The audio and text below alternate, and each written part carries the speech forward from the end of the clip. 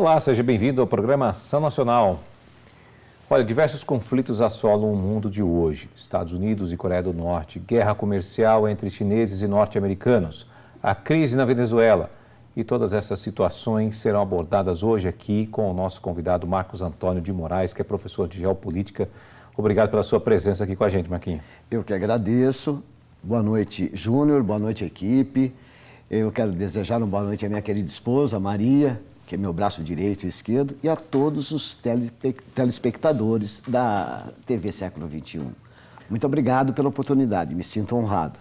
Bom, Marquinhos, vamos discutir uma coisa que realmente é preocupante. Nós temos aí entre aspas, podemos dizer, acho que um conflito mundial, não armado, mas existe um conflito econômico muito sério, que pode até se tornar um conflito armado se não vier a ser esclarecido direito. Existe, na verdade, um estado de tensão, vamos assim dizer, né? E esse estado de tensão atinge, em primeiro lugar, o principal alvo, sem dúvida nenhuma, é a economia. Eu acho que o Trump conseguiu, de uma forma ou de outra, encontrar uma arma muito poderosa para poder prejudicar os seus inimigos. Chama-se sanções.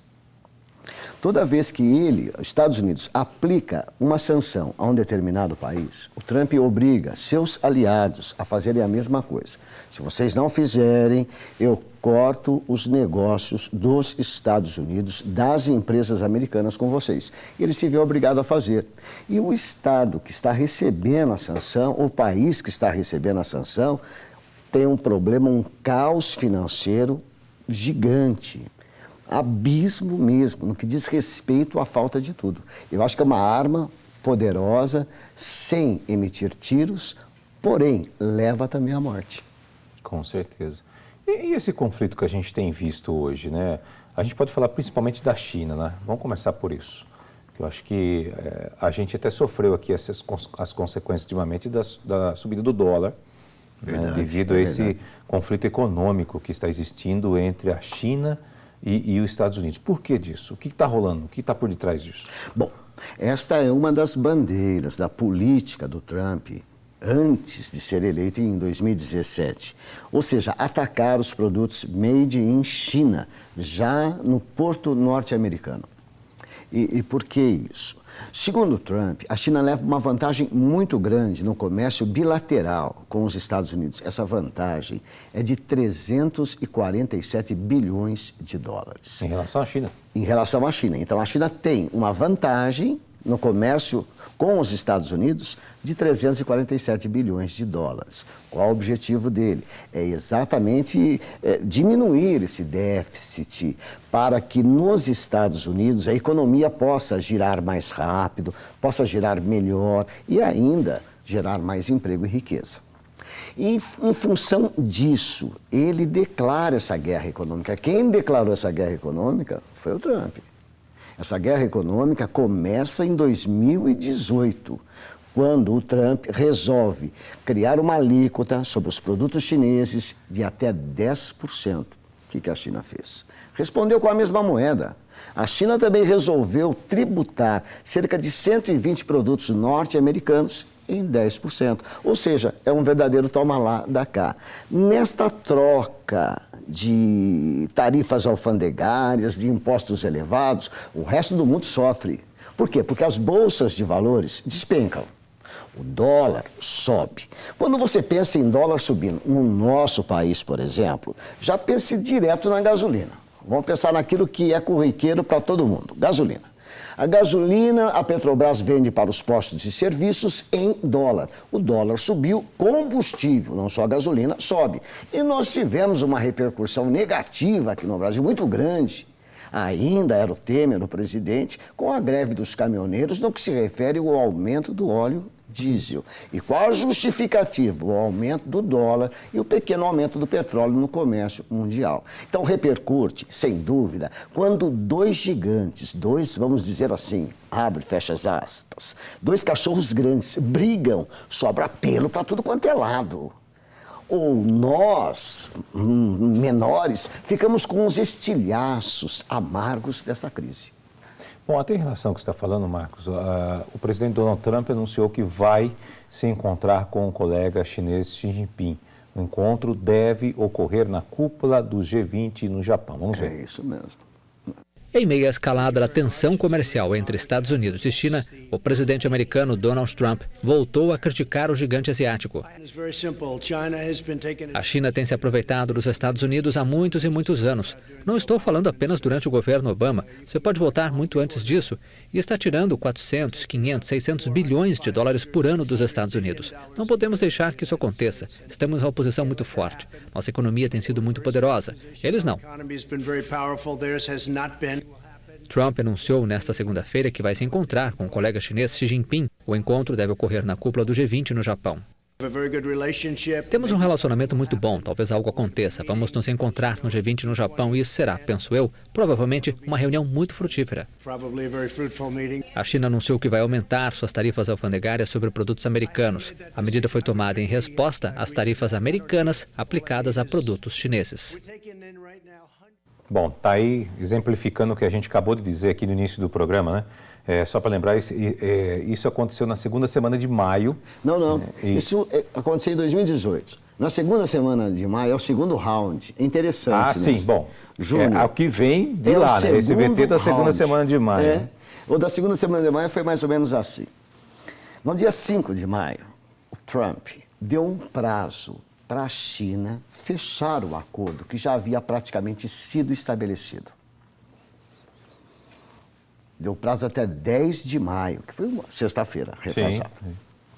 A China mandou o contrato, segundo a agência Reuters, rasurado, ou seja, riscado, aquilo que ela não concordava no contrato, que os Estados Unidos mexe com a soberania chinesa, com a legislação chinesa. Como, por exemplo, no contrato, os Estados Unidos acusa a China de quebrar as patentes das empresas norte-americanas. Acusa a China de não respeitar os direitos humanos.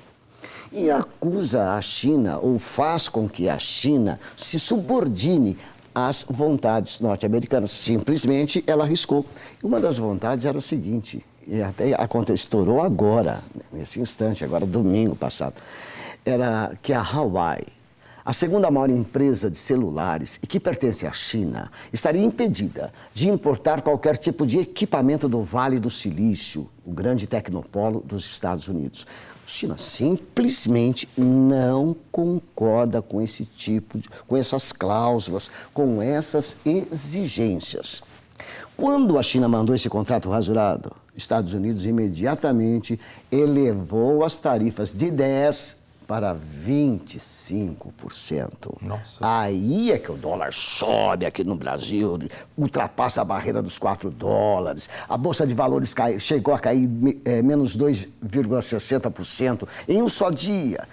Ou seja, levou o pandemônio para o mercado mundial.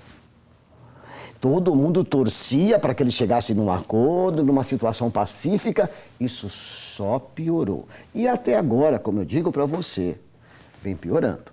Este vídeo que nós acabamos de ver é uma tentativa. Essa reunião do G20 não é para isso. Então, terá um encontro à parte, já programado pelos assessores de Trump e Xi Jinping, para que se tente equilibrar esta situação caótica, para que o mercado econômico possa respirar, que está asfixiado neste exato instante, Júnior. O mercado está asfixiado. No Brasil, como não se bastasse estas a gente já está vivendo uma crise já, nós já estamos vivendo uma crise. E ainda vem mais esta... Essa vem acentuar a situação de piora do nosso Estado. Quem sai perdendo nessa história? Os grandes ali perdem, os Estados Unidos perdem, a China perde. Porque nós estamos falando de coisas... Ele falou aqui, olha, de déficit entre os Estados Unidos e a China de 400 bilhões, 500 bilhões de dólares. E aí, eles não perdem nesse jogo de empurra? Sem dúvida. Desde a crise econômica dos Estados Unidos, em 2008, a China parou de crescer em 2 dígitos, como vinha crescendo até então, em 12%, 13%. Depois disso, não cresceu mais. Ela cresce em 7%, máximo 7,5%. Quando está muito bom, atinge 8%. Mas o crescimento de 2 dígitos não ocorre mais. Primeiro, em função da crise econômica dos Estados Unidos, que deixou de comprar o quanto comprava por falta de dinheiro. E agora, em função do protecionismo de Trump, elevar as alíquotas, comprando menos. Então, a China, o que ela está tentando fazer para tentar minimizar essa situação? Aquecer o mercado interno. Tornar o mercado interno chinês, que não é brincadeira, é 1 bilhão e 300 milhões de pessoas, aquecido, com condições de de consumir mais para que a economia chinesa não caia mais do que já caiu. Embora a China e os Estados Unidos declarem que têm exatamente cartas na manga para que não haja problemas para a sua economia, nem tampouco para a sua política, eu peço aos senhores telespectadores, a todos, inclusive a você, Júnior, não acredite nisso. Isto é fachada.